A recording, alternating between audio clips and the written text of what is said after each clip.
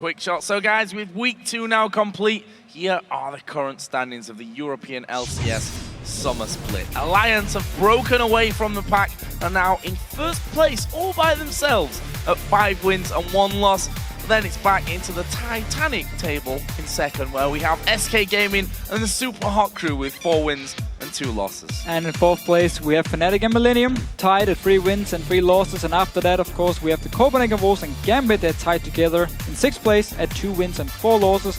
And down in the bottom, we have Rocket, who lost today against the Copenhagen Wolves with only 1 win and then 5 losses. Yeah, the action really ratcheted up today, and well, today has been the dubious distinction of being the bloodiest 4-game day in the European LCS so far, with absolute multitude of kills. Real action-packed day. Over 100 kills, in fact, we had today, which is pretty impressive stuff. So let's take a look at our lineup of OP players who excelled in their positions this week while racking up that incredible number of kills. Starting off for our top laner, this time chose Mima. So last game he played here, we just saw it against Gambit. He went Dr. Mundo, got to late game part where he just became this unkillable Dr. Mundo. And yesterday on Shyvana, he was unstoppable.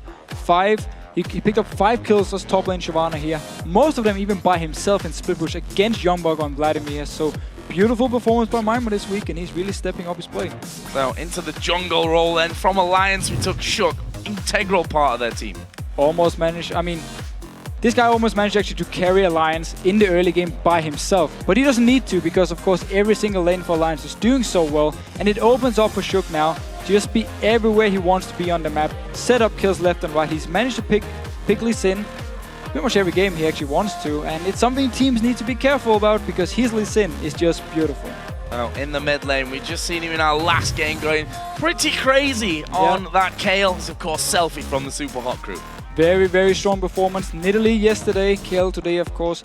Really liking these different kind of mid lane champions from what we saw last split from him, of course, where it was more of LeBlanc types. Now he's focused more on Nidalee. We have Kale here, and it works for him. It works for Super Hot Crew. They're very good at going also to these mid-late game points where they can focus on having Selfie, land some good spears to just go completely crazy and kill here. And overall, he's actually been very consistent.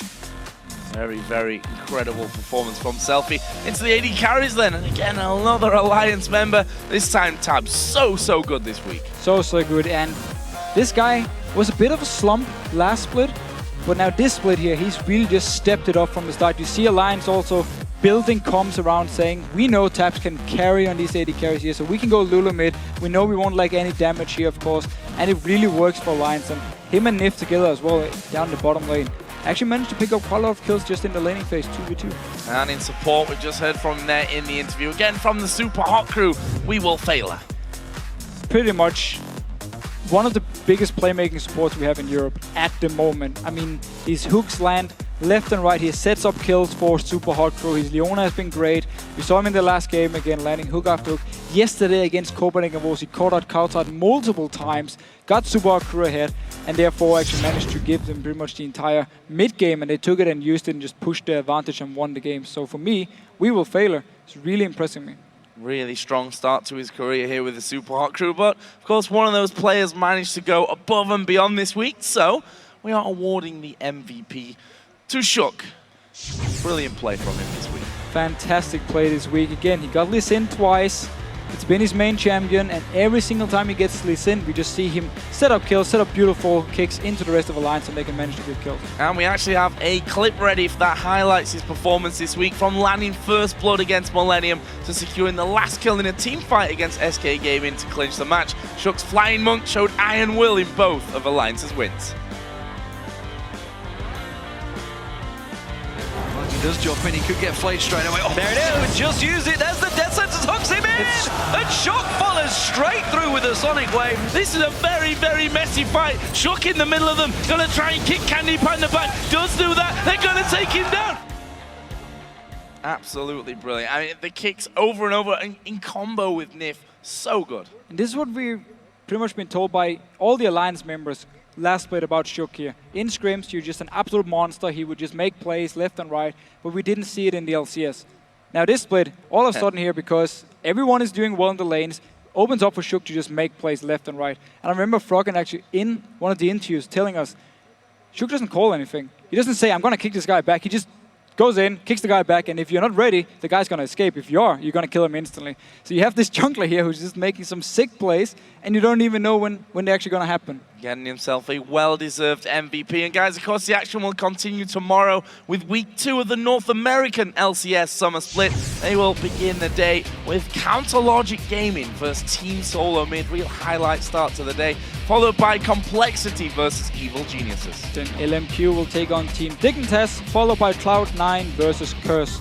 And after the LCS matches, the North American Challenger Series quarterfinals will feature XDG taking on Frank Fang Gaming in a best-of-3. And those matches begin on Saturday at 9 p.m. Central European Summer Time, which of course is 12 noon Pacific. And the European LCS will continue next Thursday, right after a brand new preview show. We'll kick off Week 3 with Alliance versus Rocket, top versus bottom that game, and then SK Gaming will take on Millennium. And after that, we have Super Hard Crew against Fnatic. Both teams won today, remember. And then Copenhagen Wolves will take on Gambit Gaming. Of course, that all starts next Thursday, June the 5th at 5:30 p.m. Central European Summertime, which is 8:30 a.m. Pacific. But right now, it's time for the European Challenger Series quarterfinals, where Chantal Machtwau square off against Gamers 2.